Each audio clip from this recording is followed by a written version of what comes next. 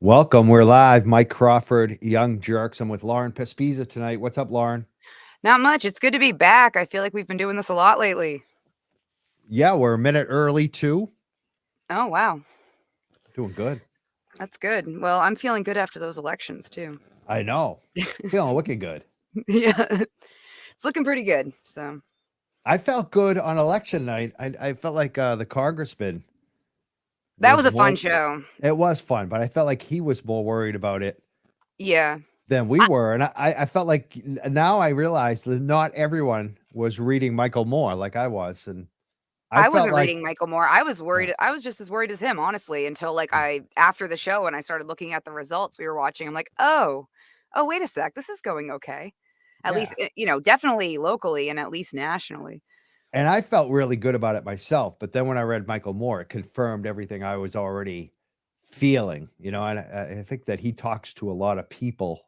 Yeah. I think that's the key on this. I think we talk to a lot of people, but we got a great show tonight. We're going to be talking about election results a little towards the end of the show tonight Yeah. about the local rate. We're also, we're excited about some of those wins, big wins, people who came on the show who won. It was awesome. We'll talk all about that, and we'll take maybe some phone calls if anyone wants to call in, and we'll put up your instant feedback messages like we always do. Again, my name is Mike Crawford. I'm with Lauren Pespiza co-hosting tonight. We have a guest who's patiently waiting in the green room. We're gonna bring her up. What we want to talk to her about is she is a local journalist, writer.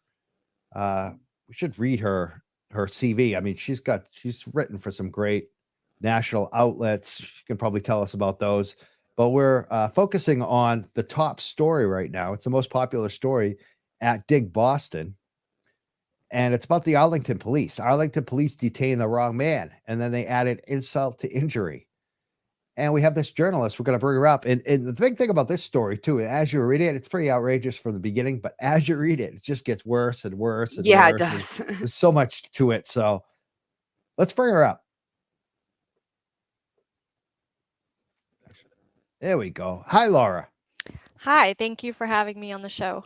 Thank you. And I forgot to ask you, how do we pronounce your last name? I didn't want to screw that up. Kiesel. Kiesel. Did I say that right? Kiesel? Yes. Laura Kiesel. Thank you so much for being here. Tell us about this story, because I think some people haven't read it yet. I know a lot of people have. How did you even get this story? First of all, how did you get the info about this Arlington police situation? So I live in Arlington and I have covered other issues with the Arlington Police Department. This is not my first story for the dig on other issues with the APD.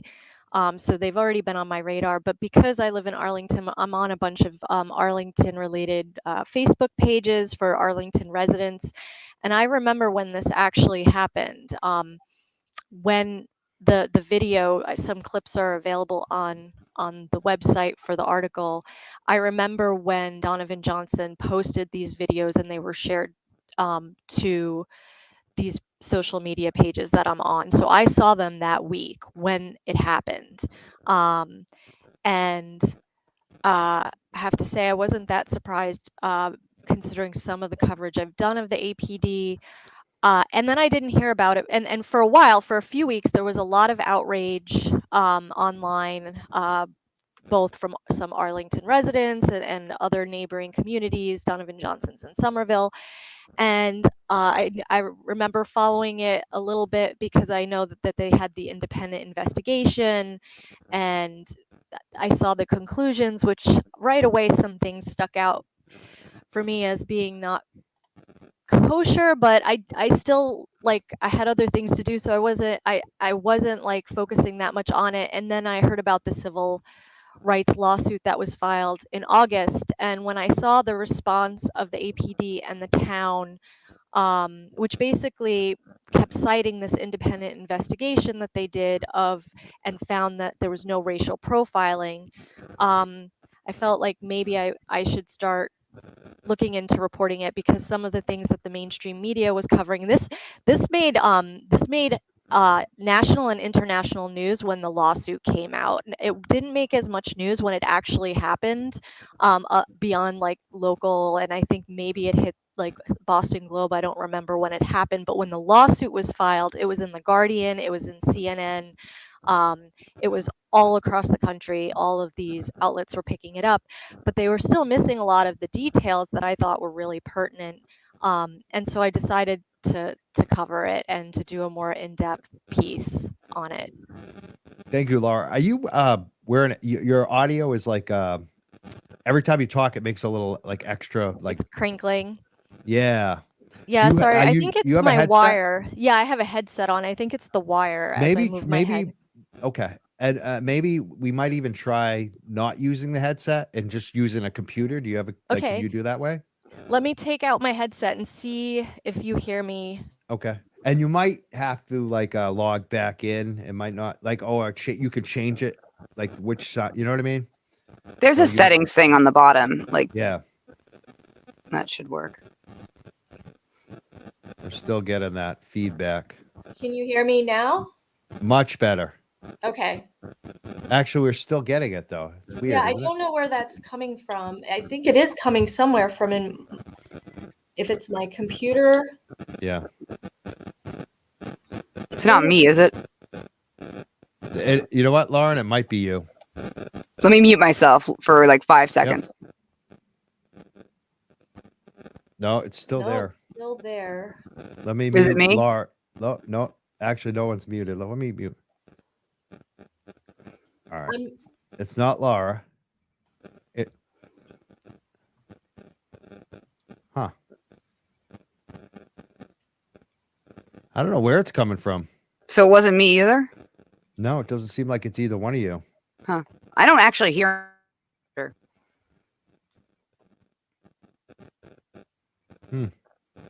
Strange. I it might wonder be- if they can even hear it. Maybe they can't even hear it. It sounds. I don't hear any feedback, Mike. Okay.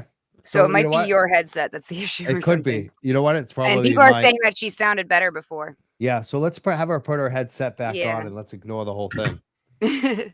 I'll maybe take my headphones off. Yeah. It's funny. I'm not hearing it now, too. All right. Perfect. So sound quality is adequate. I love our listeners. They let us know. Excuse me. So Laura, your sound sounds perfect. So Okay. the audience, just let us know. I'm sorry about that. But That's okay. we just like to make sure, especially for the podcast later. And it just so the story is the Arlington Police detained the wrong man.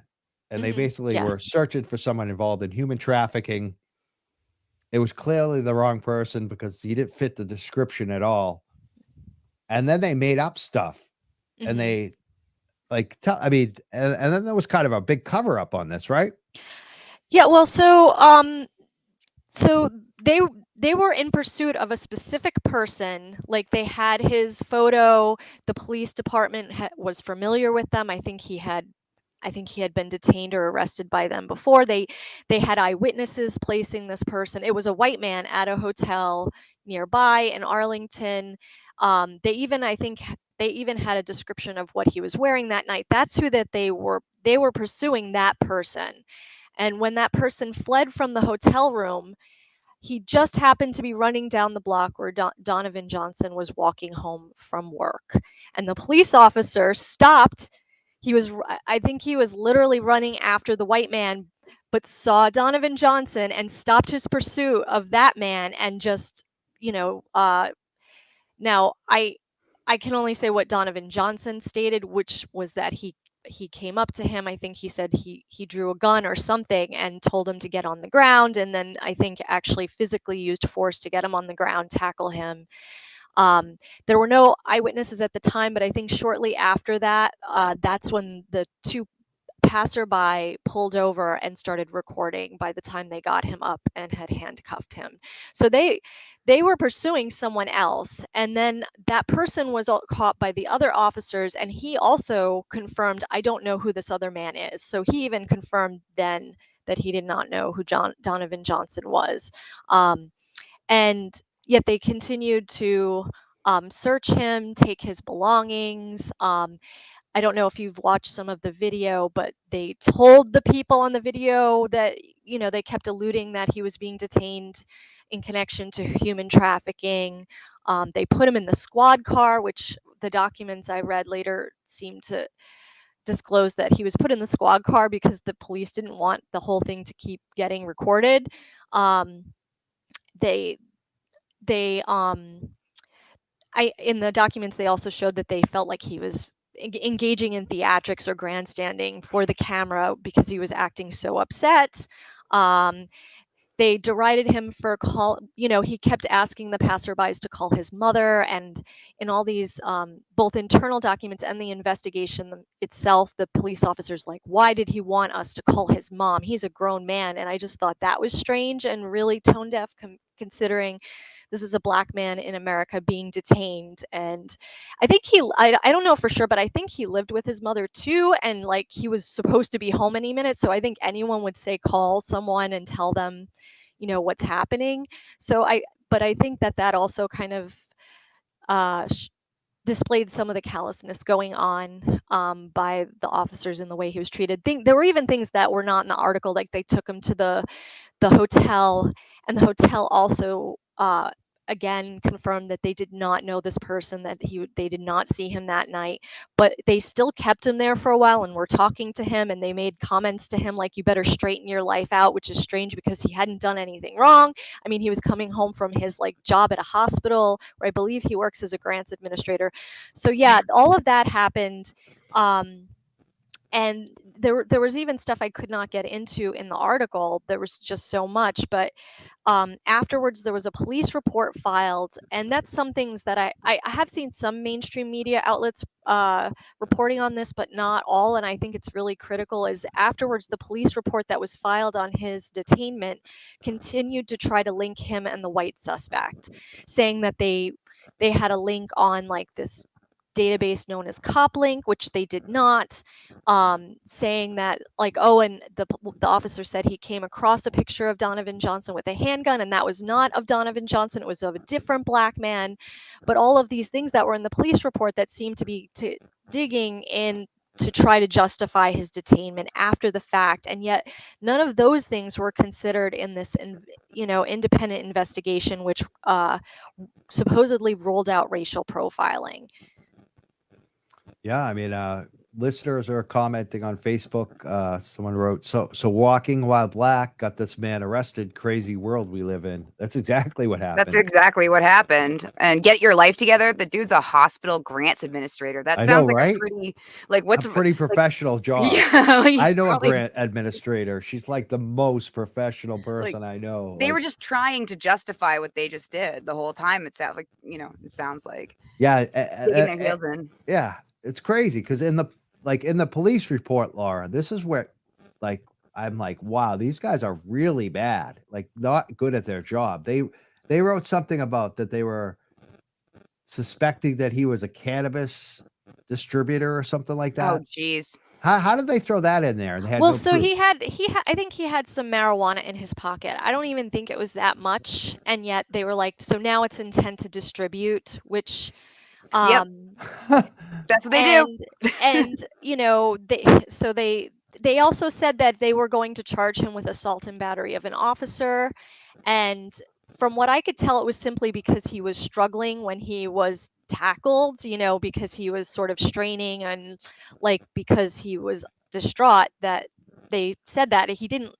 In the police report, nothing I read said that he tried to punch anyone. It just seemed because when he got tackled, he was squirming. They were like, now we're going to charge you with assault and battery. But I want to clarify and underscore that none of those charges ever materialized. So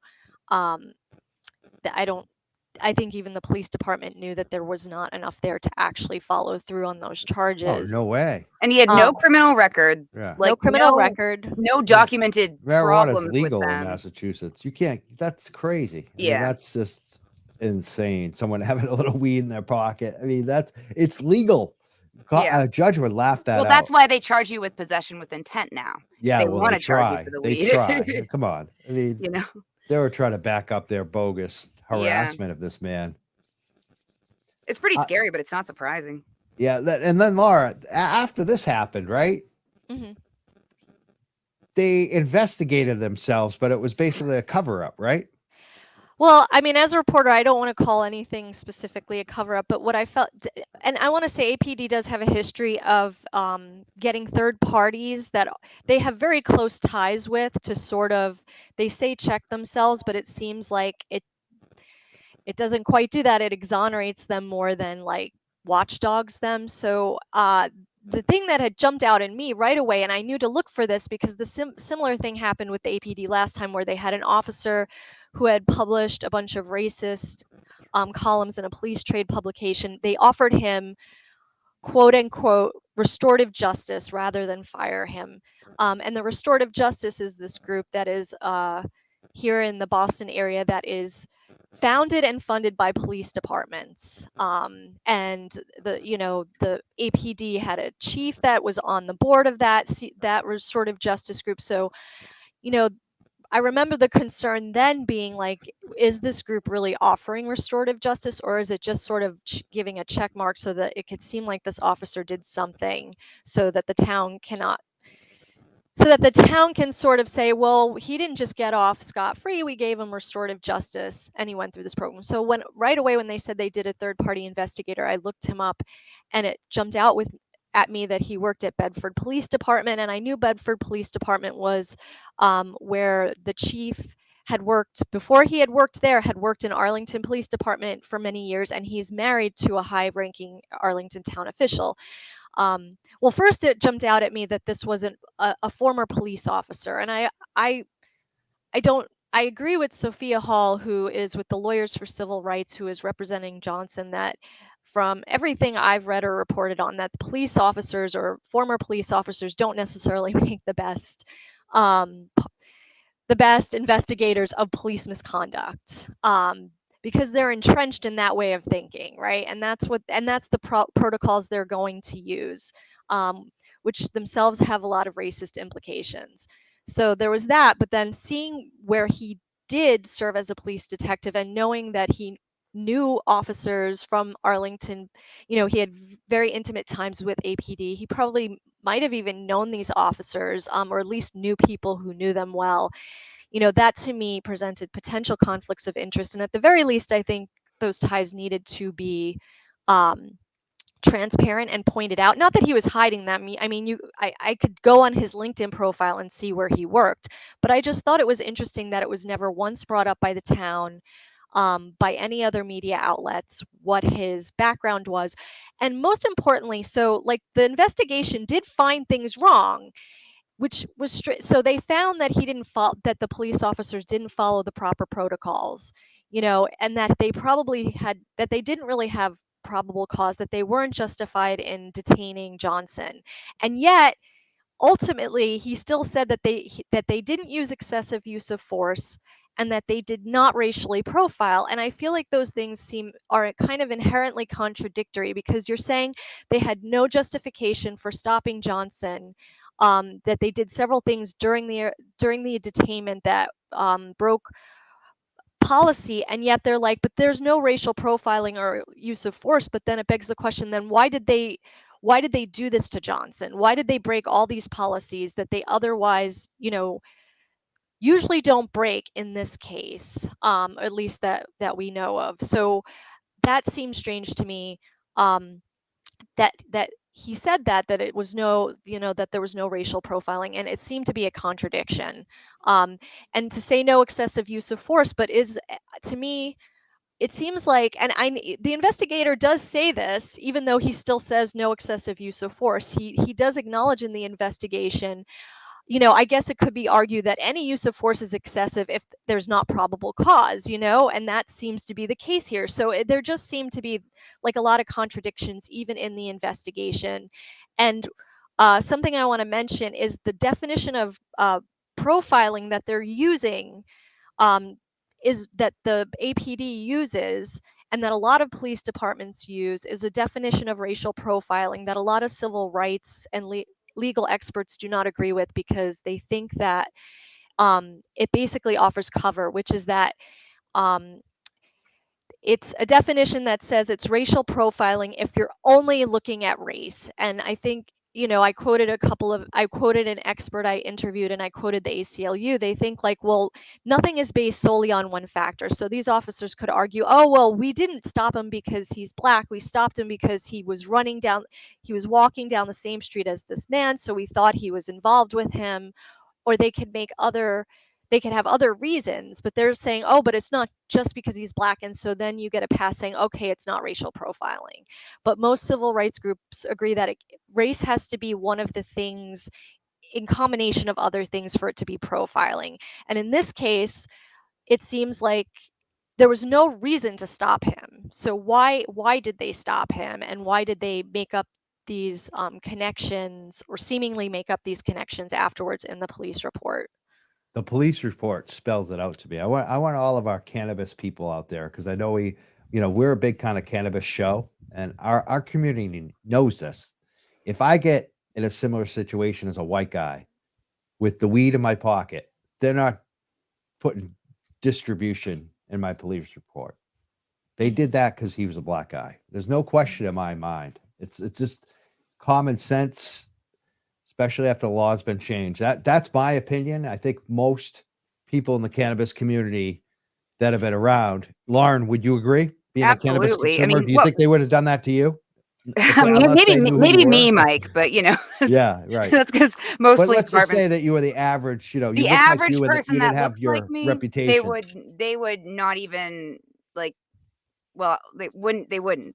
I mean, the possession with intent of marijuana in 2021, a charge like that for weed in Yeah, it's hard your pocket is ludicrous. yeah, Like, it's hard for them to convict people of it it's when just to they're get them clearly outside the law, caught it, with like major poundage. right, and like So a interstate guy or like this, whatever. it's a joke. It's a He, di- joke. yeah, it's a joke, and I mean, obviously, he didn't get charged with that because that's Right. not a real charge anymore. But But it shows their intent, what they were thinking. they were possessing him with intent to cover their butts for Yeah. can I swear on the show? For cover I they think you were can on possessing this. him with the intent to cover their asses, because they've detained him for no reason, and we're just kind of making up like, what if he had a Swiss Army knife in his pocket? It would have been even worse. Right? Yeah. You know what I mean? Like Oh, they average were stuff. looking. They were looking. Yeah, they were looking, right? Like they knew they screwed up. And meanwhile, I guess they did catch the actual human trafficker, which I actually had a question. When you say human trafficking, what is that?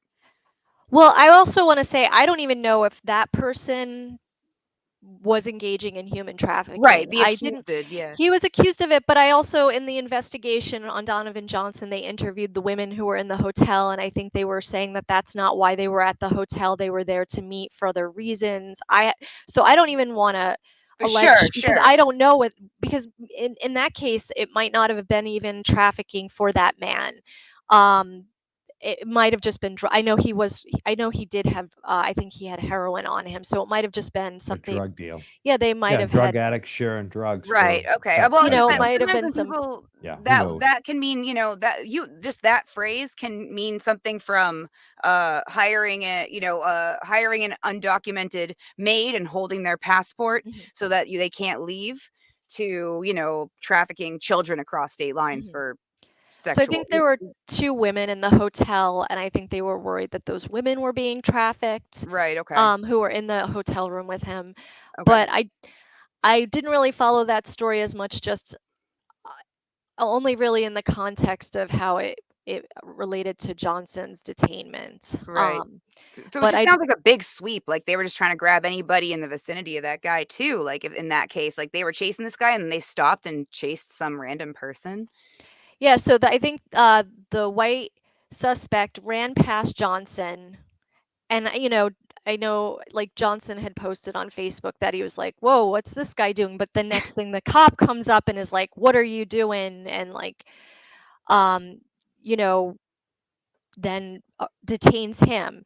And technically he didn't even arrest him, but he did all the things associated with an arrest too, like, handcuffed him and Yep. seized him and put him in the squad car, Yep. but it wasn't even technically arrest, which also is like, I think, the violation of the policy. It's wrongful. So- It's wrongful. I mean, it's a great lawsuit. quite frankly, I'm also seeing this as a great lawsuit that they're going to win. Given my experience with my husband suing police departments for wrongful detainment and stuff, this is a solid case they have, and I hope that he bankrupts them in the process.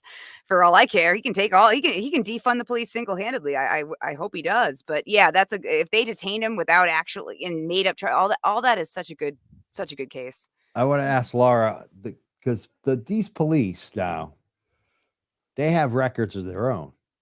Mm-hmm. Well, and, right? I mean, they have yeah. got some scandals. They've got some things. They don't look like good people, especially with what they did to this man. And just based on how are they going to continue to be law enforcement? I mean, he was also named, this one guy, Conroy. He was selected the APD Officer of the Year, Mm-hmm. but he's also had some other issues with racial profiling complaints against him. Mm-hmm. I mean, is this the type of thing where they might lose their license or not? Well, so that officer left the department. Okay. And that officer was the one I focused on the most because he is the one who used force on Johnson. He's the one who approached him. He's the one who initially handcuffed him. He's the one who filed that police report, who made the false connection between Johnson and the white suspect, and said he was, he had a handgun in the media. So Conroy had like things that jumped out the most at me. So I was covering mostly Conroy, and Conroy, they say he left the department, and they wouldn't tell me more. They said he left voluntarily. I don't know what that means.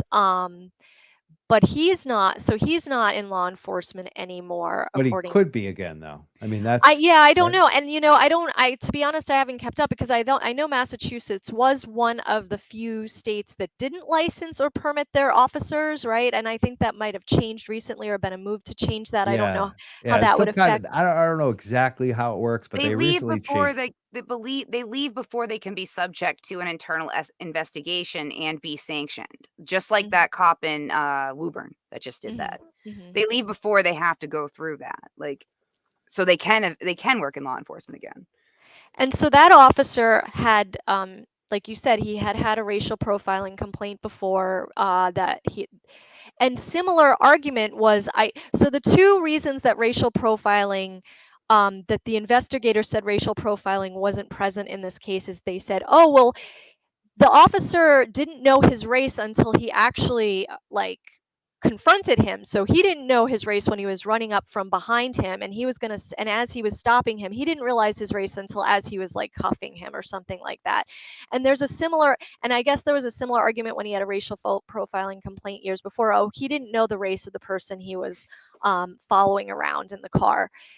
And there's actually I think this is called the undercover of night argument, and there has been, I've heard that this is something that police departments say, oh, well, when we pull over people or when we stop people, we don't know their race until we stop them. And sometimes even then we don't know their race. And so that has been used to absolve a lot of racial profiling cases because for some reason it's only considering the stop up till the stop and not what happens Right. when and after you stop, Right. which is strange to Actually, me because that's where the differential that's it. treatment can happen. That's right. So the investigator said there was no racial profiling because they didn't know what the officer Conroy did not know Johnson was black until he stopped him. But again, that was interesting to me because it's like, but he did once he stopped him, and that's where all of this differential treatment started happening. And two, the only treatment afterwards that the investigators seemed to consider is whether there were racial slurs or epithets used against him. And because there weren't, it was like, oh, it's not racial profiling. And I was like, that's a really low bar that it's like, as long as you're not using a blatant racial slur, you're not racial profiling because, we could name so many examples where officers don't use slurs and they're obviously racially profiling. So those were the two things. But I know there's been, like I mentioned it in my article, there was a court case a few years ago at the Supreme Judicial Court of Massachusetts that did say it can't now. We have to start considering, this was for traffic stops, but to start considering how people are treated during the stop for racial profiling. It can't just be, so that under cover of night argument can't be the only thing being used. It has to be, well, how do they treat them when they stop them, even if they can claim they don't know the race? So it's just strange to me that that wasn't considered. All the just how he was treated worse than the white suspect himself was Right? treated, right? Yeah, that's what it sounds like. And that's what it says in the Lawyers for Civil Rights suit. It says like he was treated different than and worse than the white suspect who was actually being pursued that night. And imagine that you're walking home from work, you just finished your shift, you're all happy to get home, and this is what happens to you on the way home, walking And he was like a back from block from work. his apartment, I think. Yeah, he went to You buy could a see soda, and you then could see his apartment from where he was being detained. I think he could see his actual window. that's so messed up. But that happened in Cambridge too. So Now does he still live in Arlington, you think? Oh, he lives in Somerville. And Oh, he's in Somerville. that's another aspect of this case, is that this detainment occurred in Somerville, so it was outside of the APD's jurisdiction, which is supposed to heighten, I think it means there's even more responsibility, because when you're acting outside of your jurisdiction, I think you have to Wow, have so I even a didn't heightened realize sense that. of probable cause. Yeah, so Yeah, so this I missed this. I got to read these stories more closely. So this actually happened in the city of Somerville. yeah. Arlington was doing something in Somerville? Well, so Arlington and Somerville at the East Arlington corridor, it's right at the border. So you know where Homewood Suites is, that's the Hilton Suites on Yep. Arlington. That is right at the corner of like where Cambridge, well, on the Mass Ave side, Cambridge. But if you walk up it toward where it used to be Johnny's Food Master and now it's a Stop and Shop, that's where the Somerville line is. So he was walking home and I he was see. on the Somerville line. But and I think when the white suspect fled the hotel, he passed that town line into Somerville, and Johnson was already on the Somerville line walking to his apartment, or his home actually, and that's when he was detained. But because the officers were now acting outside of their jurisdiction, I think there's even from what I read in the investigation, that means there's even more need for probable cause if you're acting outside of your jurisdiction. Wow. And so, yeah. So much wrong with this. It just goes on and on. When you find a story like this, are you shocked? Like, are you shocked to see, or are you just kind of expect these types of stories a lot? You know, I feel like so I grew up in Sunset Park, Brooklyn, and during like the 90s, during like the Giuliani administration, and it was a lot of racist policing. I grew up in a community of color, and my family members actually had a lot of addiction issues. So even in my own family, my uncle was assaulted by police when he was arrested for drug possession. My mother was sexually assaulted by police. So I already had some cynicism towards policing. But I have to say, as a white person, when I moved out of Brooklyn, I really did. When I moved to this area and lived in Arlington, I thought, oh, it's a little different here. And then when I started covering the issue with that officer I mentioned before, Padrini, and that also made national news when that happened, who published all those racist columns, and he just was not fired. And all the way the town seemed to bend over backwards to try to I guess appease the police and not the people who are concerned about him. I have not been surprised at all about these things, because ever since then, it seems like everything I've witnessed here in Arlington, and I mean, obviously, we've had an awakening as a country with the murder of George Floyd, and the Black Lives Movement, was burgeoning before that. But during COVID, I think a lot of people started paying attention even more, with George Floyd and Breonna Taylor. But I've just seen it.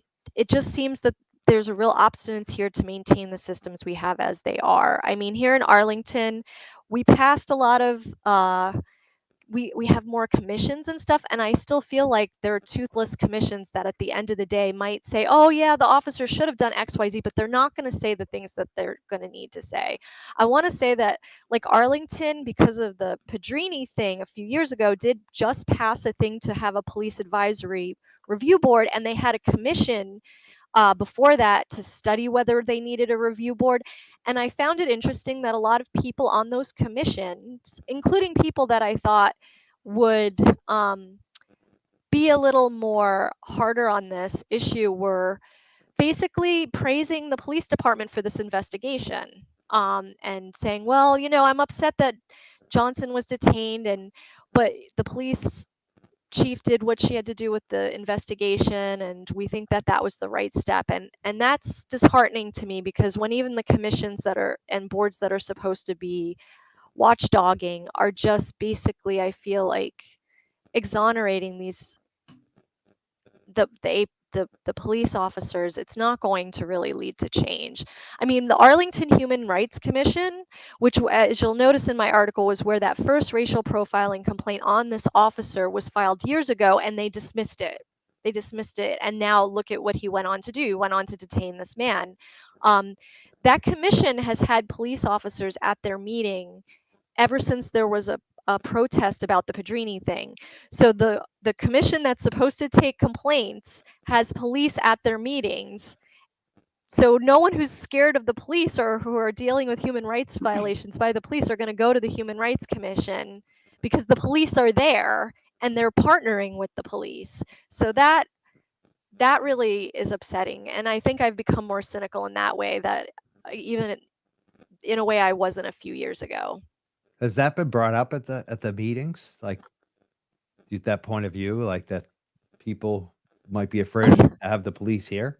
Oh, I mean, I brought it up. You have, yeah. And I know I've been to those meetings, and I was present at the one where there was. So I was present at the meeting where there was the protest. I was there for another reason, but I was there that night, and I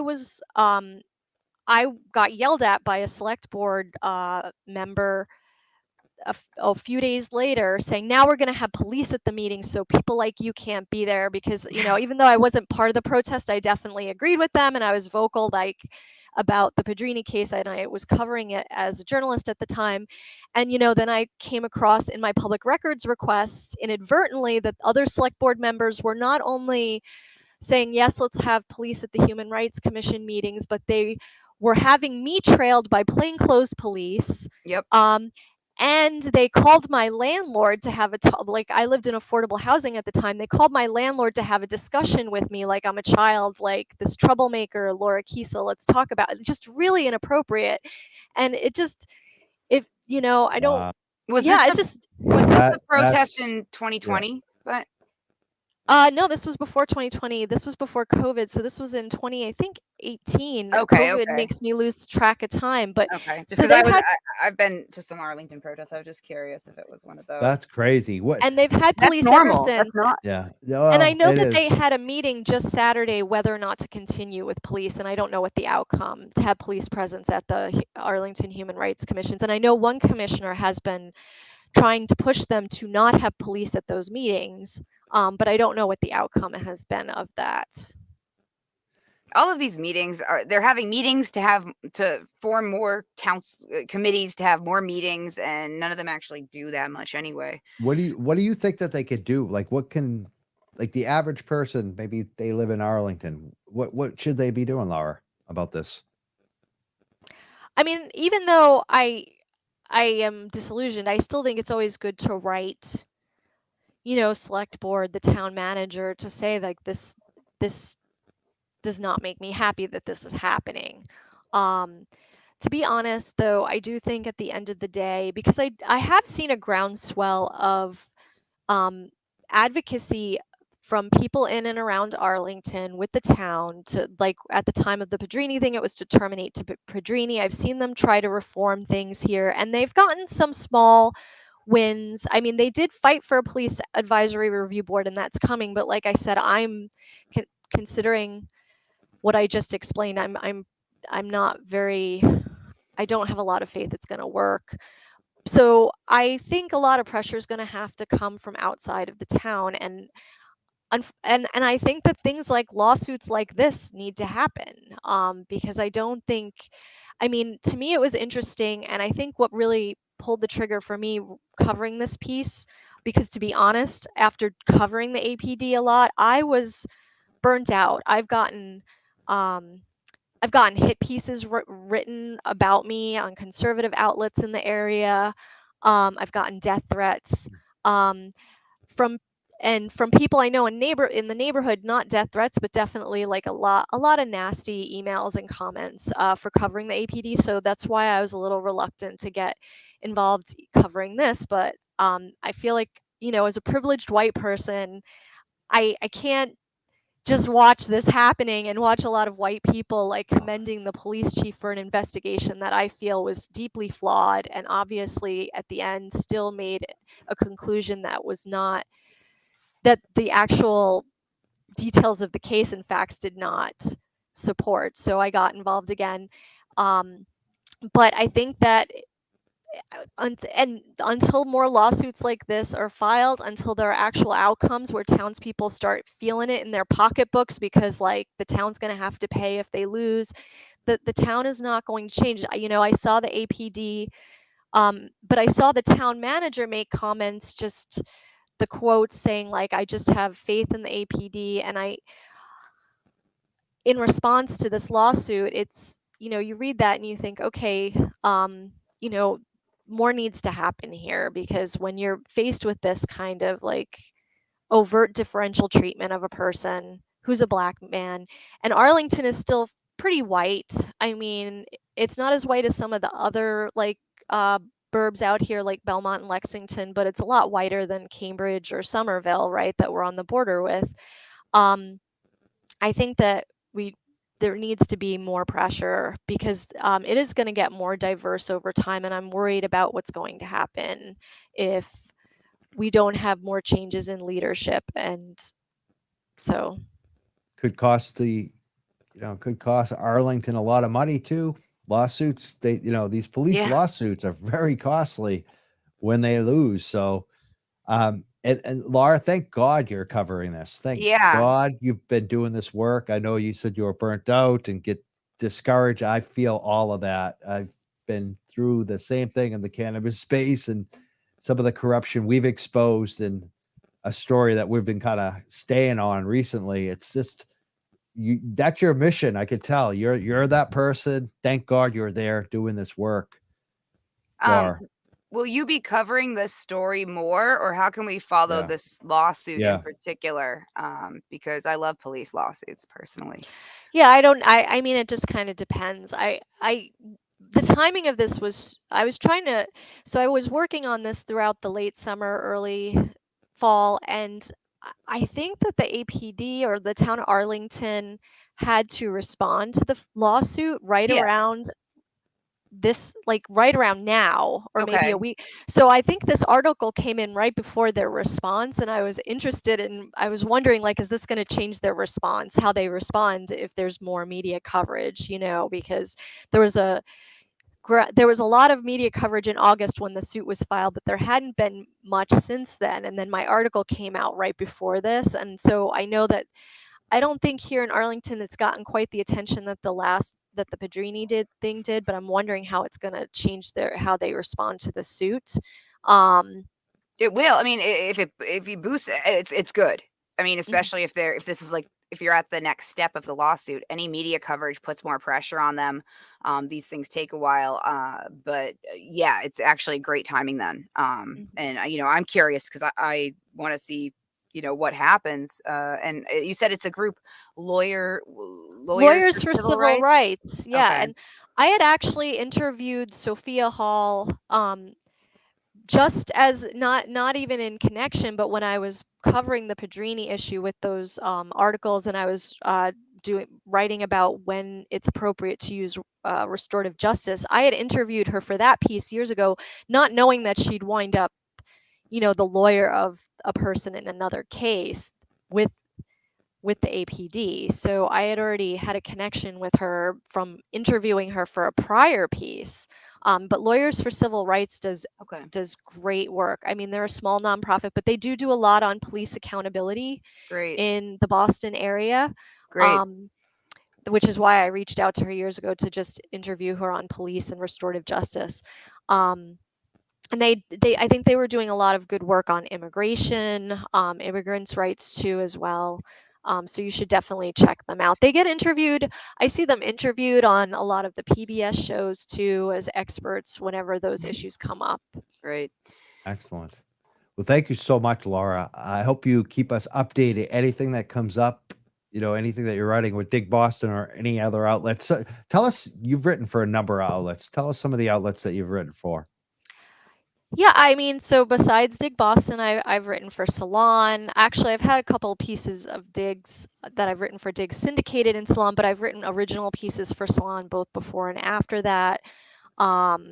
I've written for Politico, the Washington Post, Vice. Yeah, I've the New York Daily News. So I've been a freelancer for like 15 years. So I think I have a Wow. fairly long CV. It sounds impressive, but as a freelancer, you do these are collected over years, the bylines. But I'm very happy whenever I get featured anywhere. The rush of seeing your name someplace never goes away. How do No, it we never follow does. you? Like, are Yeah. you on Twitter or have you moved to Mastodon? Yes. I am on Twitter now still, but I'm trying not to be on it as much, and I don't know if I'm going to stay. I definitely have not gone on as much since Elon Musk bought it over. I'm at Survival Writer, is my handle. So Survival Writer. And I actually, one of the few times I've been on since the Musk takeover was to post this article, and I was happy to see that. I think that Court Watch Massachusetts retweeted this piece, They're and I awesome. think the New England Innocence Project retweeted it and got and that definitely boosted it. And I was happy to see that those groups, which I was already following Court Watch MA, but I don't think I had been following the New England Innocence See, that's Project. the thing. That's like me. I love Cult Watch MA on Twitter. Oh yeah, they're great. They're Yeah, I I've been great. share like following them for everything. years. So I gotta seeing, find the Innocence Project. I didn't know that they were yeah, on New Twitter. England Innocence Project. So Good. I wasn't following them, but now I am. I was happy to see that they picked it up. But Court Watch MA, I had been following for several years. So to see them tweet a piece of mine felt good. It's when it's places fight the good fight for justice, and they tweet you, you feel like you're doing God's a work. good job, because I know Yeah. that Yeah. Yeah. It's awesome. Congratulations. I hope you get much more coverage on this. If people if any reporters are watching this and they want to reach out, how do they reach out to you? Or and maybe someone else that has another case that they want to talk to you about. Yeah, so I'm at Gmail, like lakiesel@gmail.com. Is probably the best way to reach me. I do still go a couple times a week on Twitter at the Survival Writer if people want to DM me on there. I should still be on it for a little while. As a journalist, it's hard to give up the social media handles because you have all these connections. That's right. So I'm probably going to keep the Twitter for a while, just to at least check once it's, at least a couple times a week to see if people are reaching out. You haven't moved to Mastodon yet? I want to move. So I was just actually looking a couple hours ago at Mastodon to see. It's a little overwhelming. I know it's a little hard to get into, It's but not Twitter. it's actually That's what my thing. It's not it's Twitter. not I'm not doing Twitter, it. It's but all just the cool not the kids same are thing. doing it. Not Join even us. close. Everybody follows everybody right now because there's not many people on it. So just post it on your Twitter and you're going to get a bunch of followers. You'll be an early adopter. Okay. Highly recommend Mastodon. Because I'm kind of old fashioned. I mean, Twitter and Facebook are it for me. Like when I don't do TikTok, I don't do Instagram. No, I don't do any of because it's overwhelming enough, those two for me. Yeah, I don't even do Instagram very well or TikTok. Or I'm the same way. Facebook and Twitter for me, but I moved to Mastodon because I feel like it makes a statement, I guess, and also it's fun to be the first person on something that works exactly the same way as the thing that you're good at. It's not a different. It's not like you have to start making videos and dancing. Yeah. So Thank you so much, Laura, for being on the show tonight and sharing. Any last words you want to share with the audience about this story or any other stories that you're covering?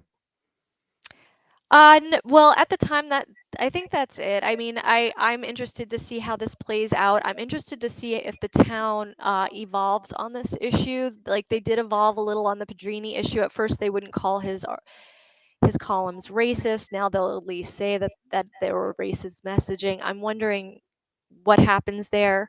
So we'll see.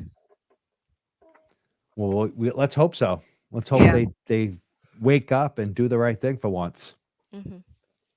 Thank you so much for calling in tonight, Laura. Thank you. Laura, that is Laura Kiesel with Dig Boston. She's got the story. You should check it out. Arlington Police detained the wrong man. Then they added insult to injury. That is the story. You should definitely check it out. It's the top story on Dig Boston right now. Most popular story. Thank you so much, Laura. We're the Young Jerks. Lauren, Hey. what's up? You want to talk about the election? Yeah, The I guess election so, but result. I'm still blown away by that story. It's just I like know, right? it's just like so many bad things that they did one after another. And I'm just thinking about this lawsuit and thinking about, just suing cops in general and how oh man, I think it's gonna go well for everybody that's suing the police department. So It's funny because he's got so much. I'm listing torts in my head. yeah. I want to say something about the cops and the police too, because I get this all the time from the trolls. A lot of trolls say I hate cops, and then other trolls say that I'm a cop cooperator, that I I don't know like about cops. that. That what? What You're is a it? cop cooperator? Yeah, because I talked to the cops when they asked me about some guy trolling me. You remember that in Salem? Oh, but that was like in person. Yeah, Yeah. because I talked to a cop and I'm polite. Yeah. Then I'm a cop cooperator. So I don't Yeah. know. I No. get it from both sides. I get it from the cop Yeah. haters and I get it from the cop lovers. I think I'm in the middle. I think that cops need not to be shady and corrupt. And like when you find the corruption in the cops, they need to be held to account. Like they need to be held to the highest standard, in my opinion. That's my thing on police. I don't hate police. I know there are a lot of people that hate the police. I mean, I don't know. I think that there's a function for the police in society. Lauren, you may not agree. A lot of I'm like, anti-fascist people eh. aren't going to agree, but I feel like a middle ground. I feel like, Right. when someone gets murdered, you need the police to solve the murder. I mean, that's just basic, so like, Maybe detectives, but yeah. I mean, what are you going to do? If you don't have police, people are going to be out there doing vigilante justice. I mean, I'm a pragmatist, right. but I feel like when cops are corrupt and shady, they need to be held to account. I think we also need to get rid of a lot of laws so that there is less opportunity for police to be corrupt and shady, like drug laws. Yeah. Like there's so many, Yeah, I think the enforcement is skewed. It should, everything, like there's so many laws that are nonviolent that just gives the police an opportunity to be brutal. Now, we did get a call We got during a call? that. Okay. I missed the call because I didn't have it set up. So if someone wants to call in tonight, you can do so now. The phone line wasn't open earlier. Lauren and I are going to talk about the election results too, I think. Yeah, we're gonna sit here in our little I'm sitting here in my chair, just like leaning back, like, yeah, all right, can't complain. You know Can't what? Too, complain. it's you have the Young Jerk shirt on tonight. I know. T-shirt. Oh, we I have a think I wore call. it last time too. Should we take a call from your husband? Oh God, is Rod calling in? Yeah. He's probably got sage legal advice. Should we call? Oh God, we should take him. Yeah, There we sure. go. Where is he? Gosh, I don't even know where he is. So Hi, is this Rod Weber? All right, you're on the air. I can't hear him. Lauren can't hear you. Yeah, the audio's not coming through. Hold on. You know what? I don't have it turned on yet. Hold on one second, Rod. Let's hear you now. Can you speak now, Rod? Yeah. Can you hear? Lauren, can you Hello, hear? hello. I can hear him now. Yeah, I can hear him now. Go ahead, Rod. So I think you're asking the wrong question. It's not a matter of whether you need cops. It's a matter of them always existing. In any given society, or even just collection of people, you're always going to, get someone who wants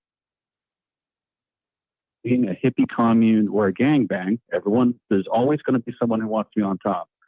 I've been to anarchist, quote unquote, autonomous zones, across protests throughout Standing Rock to the CHOP, and someone always wants to be a cop. Now, they're not going to identify as such, but there's always going to be someone who does it. So to ask the question whether you need them or not, I think is the wrong question. Rod. I'm not sure about that. Like, so you're saying like, I'm talking about is that you're saying like artificial cops. That's basically what I was saying. I was saying, if you don't have cops for the government, you're going to have people going around shooting each other, and like it's going to be vigilante. That's basically what you're talking about.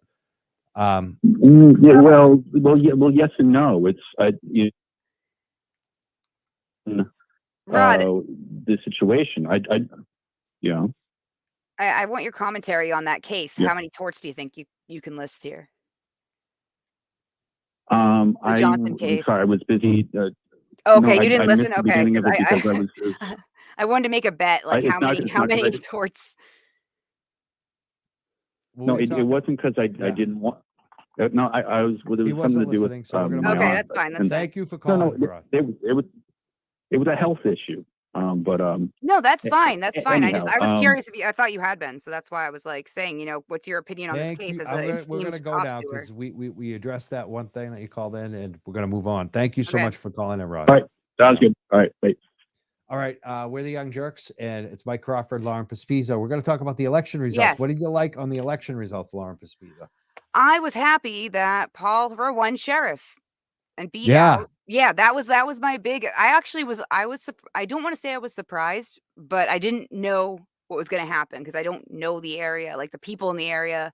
I don't know how many signs are up. I don't have any way of judging. I just know I liked this guy and I did not like that guy.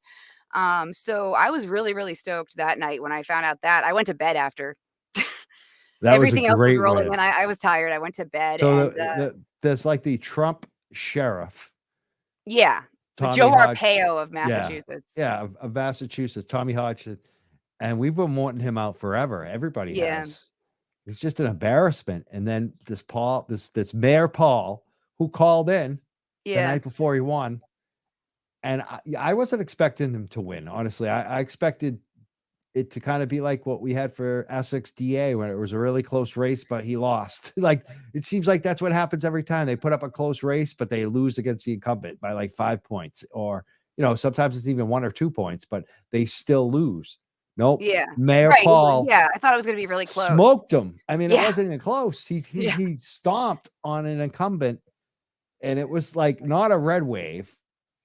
It was a blue wave. And like in Massachusetts, it was a blue wave, number one. And nationally, I'm calling it a blue wave. I know we didn't win. It's at least like a seats. blue shield. It's like I know it's- Democrats didn't win seats, but they won that election. yeah, And they smoked the Republicans, and they shouldn't have. They shouldn't have won because, number one, when you have a first-term president in the midterm, they never win. They lose seats.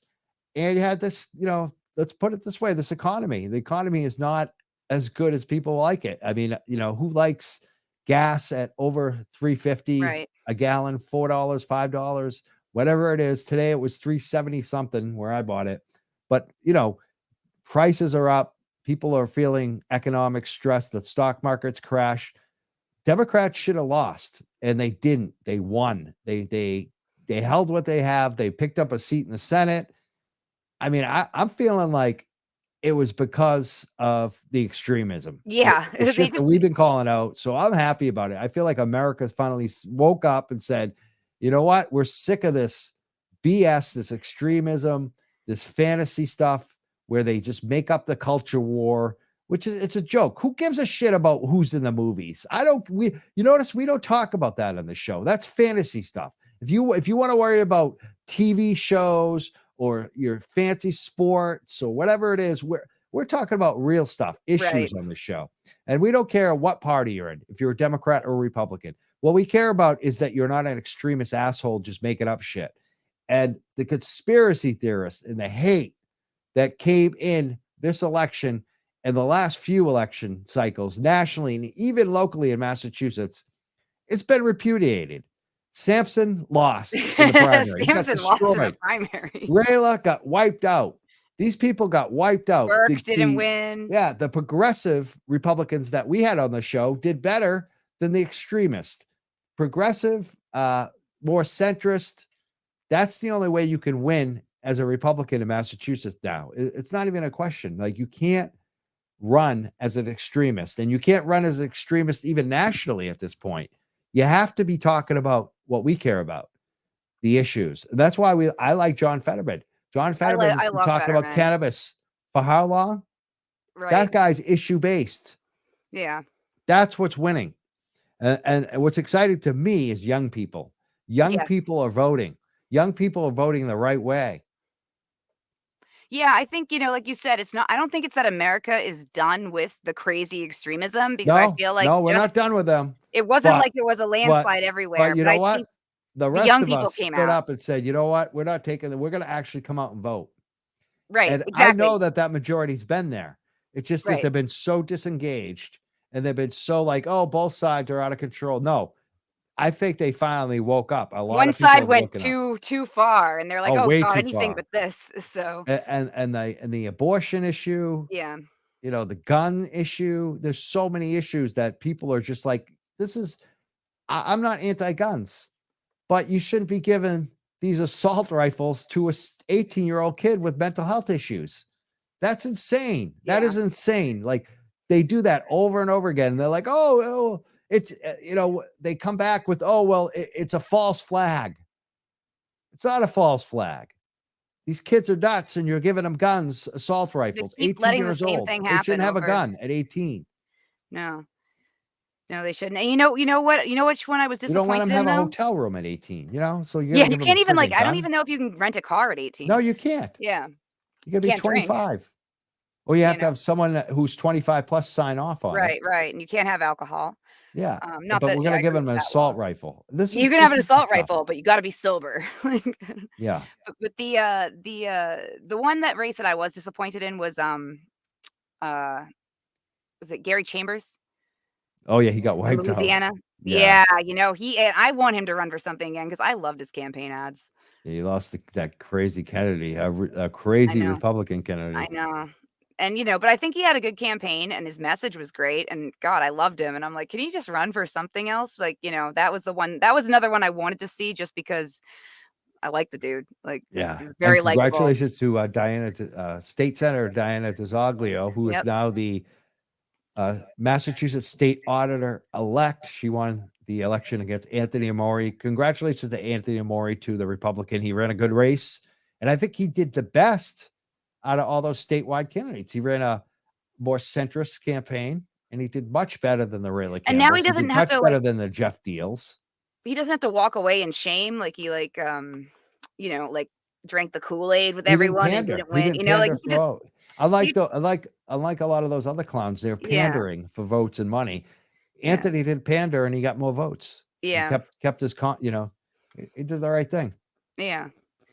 So, And CJ Fitzwater, he also did not win. He came on the show, Republican. Another guy, though, I mean, that guy's a class act. he took pictures with the winner, the Democrat who won, and was like, we're going to remain friends and, care We're about going to this. work Like, together. he's He's in it for his together. community. I'm proud of Yeah. CJ Fitzwater. Yeah. I'm glad that we're friends, and I'd have him back on anytime for any race he runs or any candidates, because he actually gives a shit about the community more than hate. Right. He's not drinking that haterade. Yeah. And so that, we have more Healy, obviously, which is expected. I mean, a lot of the stuff in Massachusetts mostly was pretty expected. And It was expected. I think, it's what? fine. I'm going to say I'm somebody that has had great issues with Maura Healey on Yeah. cannabis, but I'm happy she's elected. I am. Better than You got Jeff a gay Deal. woman, Yes. first gay woman in Massachusetts elected a governor. Yeah. First woman elected. She's not the first woman to serve as governor. Jane Swift was, but she's the first elected women governor, which is huge. You know, there was Martha. It was like Martha woman can't Koch. win as governor. So like she broke that ceiling, which is awesome. Yeah. I also like the fact that, you know, she does have that kind of attorney general, you know, worker. She's helped workers. Like I know that she's done things for workers. So you know, I do have some hope for her. And I Yeah. think she's going to be better than Charlie Baker. I believe that she'll be better than Charlie Baker. That's for Yeah. sure. So, you know, a little improvement is better than none, in my opinion. Yeah, and we won a bunch of seats in the House too. I think we have like a super like the Democrats took over the state house like a lot. Even like, you know, where CJ was, that was a Republican seat, and now it's a Democrat who won. So I mean, the Massachusetts went, I guess, like deeper blue. Yeah. Well, Like, hopefully they do stuff that actually matters. I Like know. Do you think they will? it's so in Massachusetts, the Democrats a lot of times act like Republicans. Yeah, exactly. It's like, which wing of the Democrats are you? Are Yeah. you the, Are you the like, conservative Democrat that yeah, would be a Republican if you could win as a Republican? right. That's why I only care about primaries sometimes. I know, right? So let's hope they get some good stuff done. Yeah, and you know, there was actually I do still follow Paul down in Bristol and try to, you know, stay up to date on he's been doing a bunch of interviews and stuff, and it's just so refreshing because, you know, with Hodgson being so cruel to ICE detainees and like offering to, you know, help send them down to build the wall, you know, he said things like, you know, no, the border of Rhode Island is you know, the border of Bristol County is Rhode Island, not Mexico. And like also honestly, illegal or undocumented migrants aren't my problem. That's the federal government's problem. Like, you know, he's just like, no, and that's not my job as sheriff. I'm trying to deal with like the people that are in my district. You know, it was just like he's trying to do the job he was elected for, not a job he's made up in his head that he wants to do. You know, and he's talking about those issues like rehabilitation, jobs programs, you know, things for incarcerated people that are local in the district level. And so I hope that's it just like works. This is what did, and you know, it'll be nice to see the results. Like I to would see how really it I would changes really hope people's that lives. as mayor of Attleboro, he's made connections with like like companies that will, you know, like and do partnerships. And I think that potentially having been mayor, maybe he does know people that would be able to help, you know, facilitate sort of programs for incarcerated people there, which would be amazing because, you know, uh, most jail systems don't have anything really. Like there's nothing. They should. I mean, it's not They really hard. should, but and they say Even they if do, they're but they even don't. if They they're just don't. offering the courses that Amazon and Microsoft and Yeah. So there's you like, can take those courses off of their websites right now for free. So yeah, I mean, they just give have someone that. a computer and say, "Hey, do these courses while you're Yeah. here, and you'll get a certificate." Like They that's have what that they in the should be doing. If prison. they have no, it's easy. It's not hard. You just got to Yeah. worry about it. That's They what I think. You yeah, just they got have to it in care about it. prisons, but not in jails. You know what I'm They saying? Like should. the things run by the DOC and not in women's Yeah. prison, but you Well, know, they like should. not in jails. Hopefully And he jails, brings this out.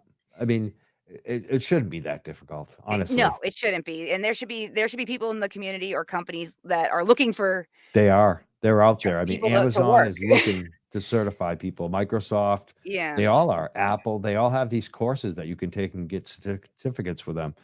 I know people have done them. Yeah, or Facebook, even like, you know, like mechanic stuff, like whatever's around Yep. in Bristol too, anything, you know, and I think that having a stable job when you come out, I know that was something that definitely impacted my, you know, my success, and I think that it would impact a lot more, you know, and just not having somebody who's crazy in charge is going to be I'm going to be watching what he does. Basically, I'm going to be keeping an eye on it just out of interest, so we'll see. We got some comments I want to read. One Facebook user wrote, "Democracy in a post-Dobbs world for women and little girls. Remember the 10-year-old rape victim, ? That's one of so many horror stories already that were important." Another comment came in and said, "Historically unprecedented. #blue." Another comment said he called out Hodgson's team for blaming dark money as anti-Semitic too.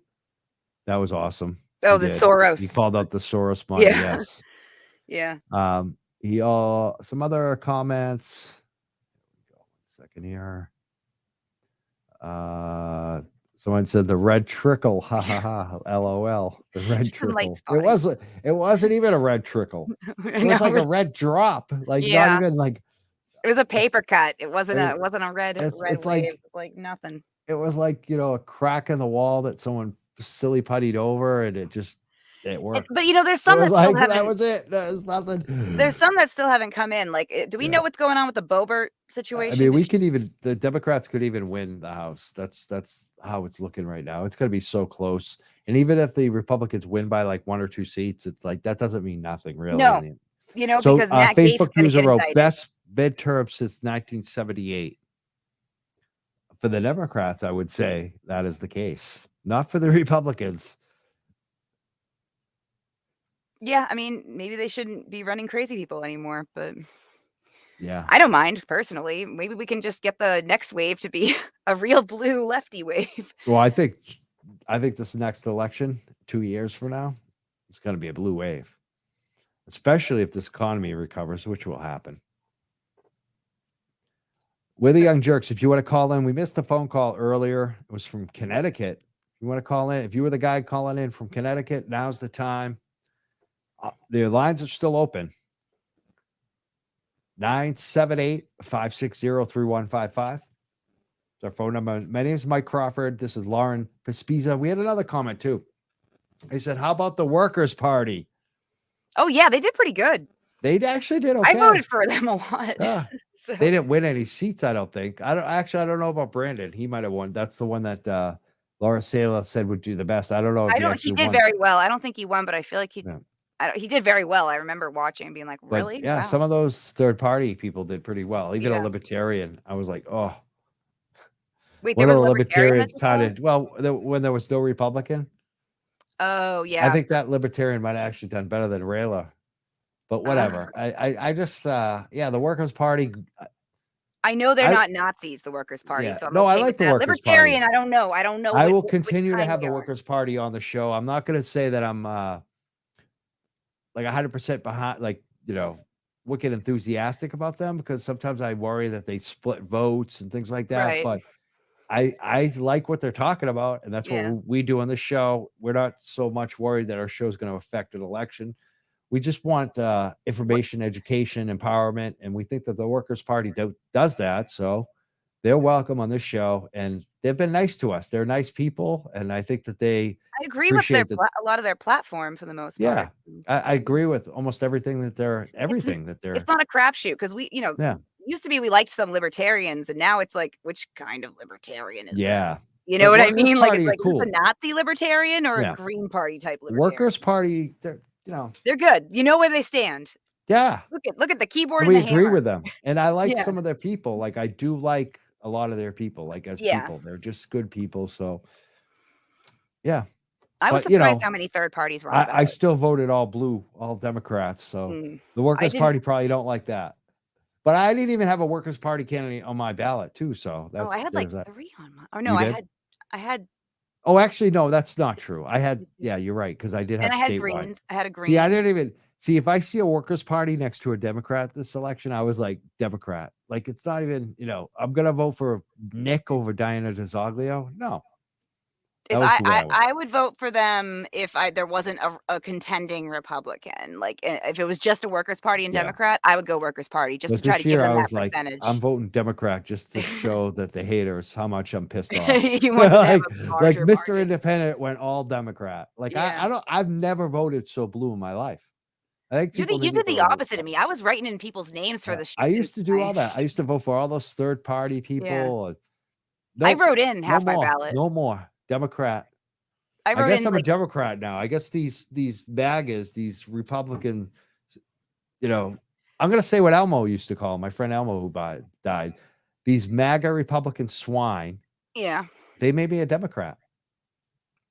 Like, I wasn't this Democrat voter until like all this Trump craziness happened. That's true. Someone, Facebook user wrote, Arizona, big vote drop soon. Boebert is still close. I know. I'm crossing my fingers that they get rid of her, but yeah, I think she's an embarrassment to the name Lauren. It's like the veterans ones are the only ones they're counting. Usually Republicans win the veteran vote, so it looks like she's going to win. We'll see. You never know. But she's okay, yeah. Yeah, she's so crazy. Maybe the veterans won't vote for her. And then they have the runoff over in Georgia. Yeah. Yeah. But I was happy. I was happy with the questions mostly too. I think they Yeah, I think all we got everything I think I yeah. got everything I voted for. Yeah.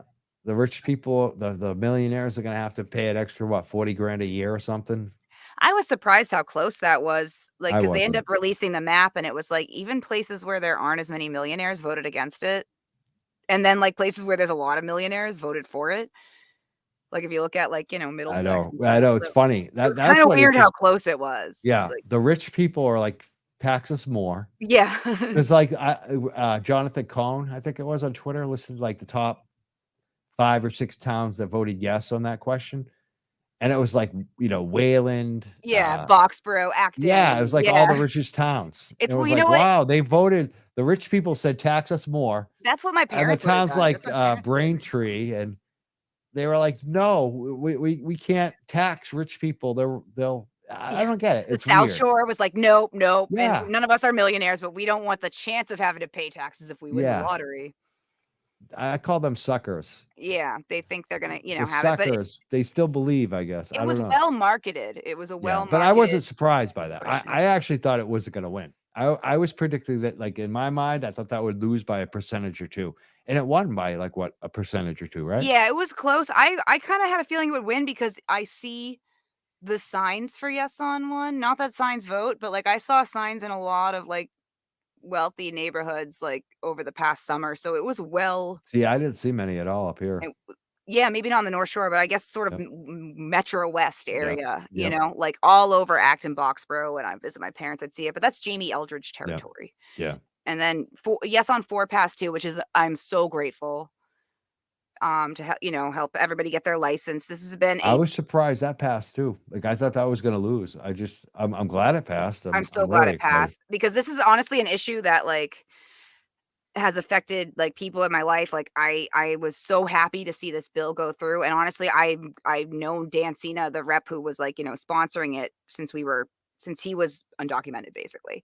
And so this was like a very big, the bill passing was like a big like personal like, or going forward was a big, like wow, this is like this guy grew up and like achieved something, like righting a big wrong that has been happening and for so long, and then then to have to go back and be up on a ballot initiative. I'm just so glad it passed because it's really and that gonna, law is to license undocumented workers, which is to allow them to get driver's licenses. I think it's also even for folks like myself that it's not going to affect.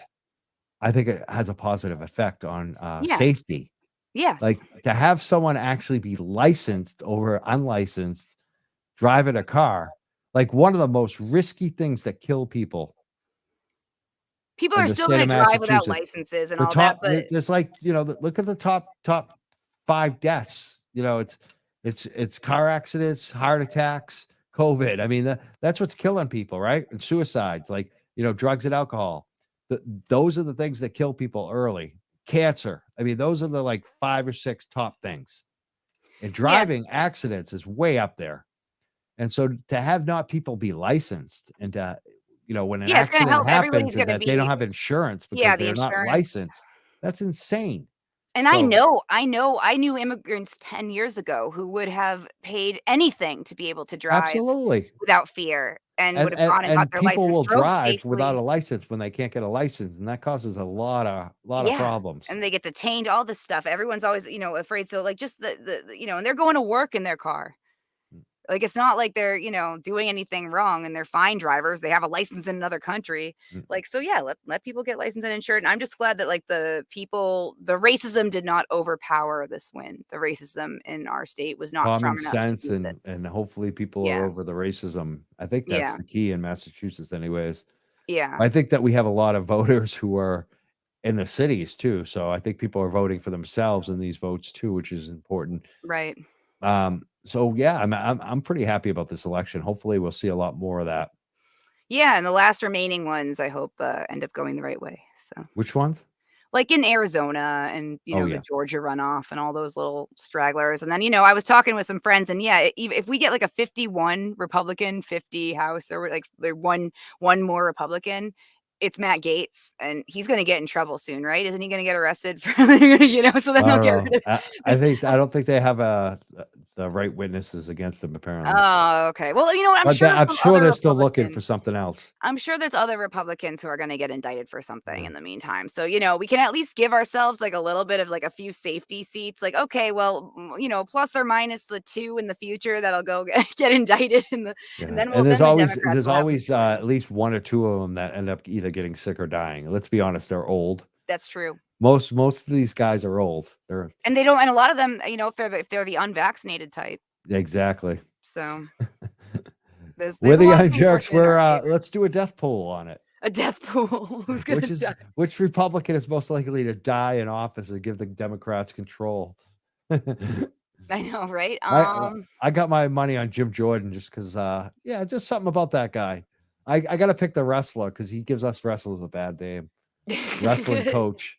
The molesting, well, actually he wasn't a molester. He saw the molesting happen and didn't do anything about it.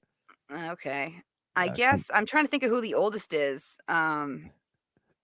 Who's still in there? I mean, some of these people end up aging to be like crypt keeper level of old. So I'm not sure. Like, I'm trying to think of who looks like I can bet on who I think will die first. That's in the public eye, but I don't know about the House. You got to pick a Republican too. McConnell, maybe. No, he's a senator though. He may be out anyways. He may be done. He's a senator, but he may be. Oh, he's a senator. Yeah. See, I'm getting mixed up. I think we should end this game. I don't think it's good for us to be betting on. That's like Howie Carr stuff. Well, I'm betting on who will die. Betting on who will die. Even if it's a Republican. But Steve Bannon. Steve Bannon, though. Have you seen it? Steve Bannon. Oh, yeah. His skin tone. That's a good one. We should bet on that. Honestly, yeah. Like, I think, bath salts. I think he's on bath salts. I think he's on. I think his liver is not having a good time right now. That's a good pick, actually. Even though he's not in the Congress either, he never will be. He might be in prison. He might die. Let's bet that Steve Bannon dies in prison. Yeah. Well, yeah, maybe, probably. Maybe. Probably, actually, if he does, but he's going to Fed prison, so they might keep him alive. I don't know. They might keep him alive. He's going to Club Fed. We don't want to pay for his health bills. Yeah, but we will release him. So. Release him. Yeah, yeah. Right. Let him do it on his own. Let him take an ivermectin or something. So. All right, we're the Young Jerks, and thank you so much, Lauren Pespiza, tonight for sitting in. Are you getting any final thoughts tonight? Just keep the dream alive, keep doing what we're doing. I'm really grateful to Laura, our guest today, for holding the police accountable and visible, and everyone working on that case. I wish them the best, and just keep. No matter whether we have Democrats in the state house, or even if there's Democrats in control, it doesn't mean that we go easy on them. It doesn't mean that we can't keep our eyes on them and hold them accountable. Even though I like Paul, the sheriff, I'm going to be watching what he does. Definitely. No matter whether it's your best friend in there or your worst enemy, you need to keep your eye on what the politicians are doing. I want to thank everyone for listening, supporting us. I also want to thank something we're going to start doing, hopefully a little more, is thanking our supporters. TJ was someone who just signed up like a couple weeks ago to support us on anchor.fm/the Young Jerks. So I want to thank TJ for supporting the Young Jerks with a monthly contribution. I think it was a $4.99 contribution a month. I very much appreciate it. There's also been some new signups on our Substack. Thank you so much to the people who contribute to the show to keep it running. There is a monthly cost for, what we do through StreamYard. There's also a cost for some of the insurance that we have. Unfortunately, we have to be insured a little bit. It's tough to find the insurance too. We can't even insure the show actually, but we're giving away too many secrets tonight. This is some talking shop. Yeah, but there is a cost to this, and I want to thank people for supporting us. And we want to do a lot more with it, So anything you can give is much appreciated. You can support us through anchor.fm/the Young Jerks or midnightmass.substack.com. You can also support us on our Patreon. Just search for the Young Jerks, Mike Crawford. You'll find us. Again, I want to thank TJ for being one of the latest supporters of the Young Jerks. Mike Crawford, check it out. And I want to thank Lauren Pespiza for being here tonight and wearing the shirt too. If anyone, we had a before, during, and after election show. Yes. It's like election special part 3. But yeah, it's always a pleasure. And you're Always wearing great the to be Young here. Jerk shirt tonight too, which you're kind of modeling. I know, right? Yeah, I don't know if these are still available or if this is That's what I was gonna say. I think I have a couple available. yeah, right. I Gotta think I hit have up like Dave one or two larges, XL. Yeah. If anyone wants one, hit me up. It's like first come, first serve. I don't know. I'll say 20. Actually, let's make it 25 because it's going to be shipping too. So Yeah. if you want a t-shirt, the Young Jerks, hit us up before we run You know, out. I We wear only this shirt like once a week at least. yeah. It's in my We only have a t-shirt few left, rotation. and they are really nice. They're Yeah. printed by Dave Tree. Yeah. They're actually silk screen, so they're gonna last. Some of the other shirts that you might see, sometimes they don't last. These silk screens last a long time. Really well done. So if you want one, hit me up, and we'll send you out one. Again, Mike Crawford, check it out. Lauren Pespiza, I want to thank our guest tonight, Laura. She was great from Dig Boston. Check out her story on Dig Boston about the Arlington Police. All right, we'll see you next time, Young Jerks. Thank you.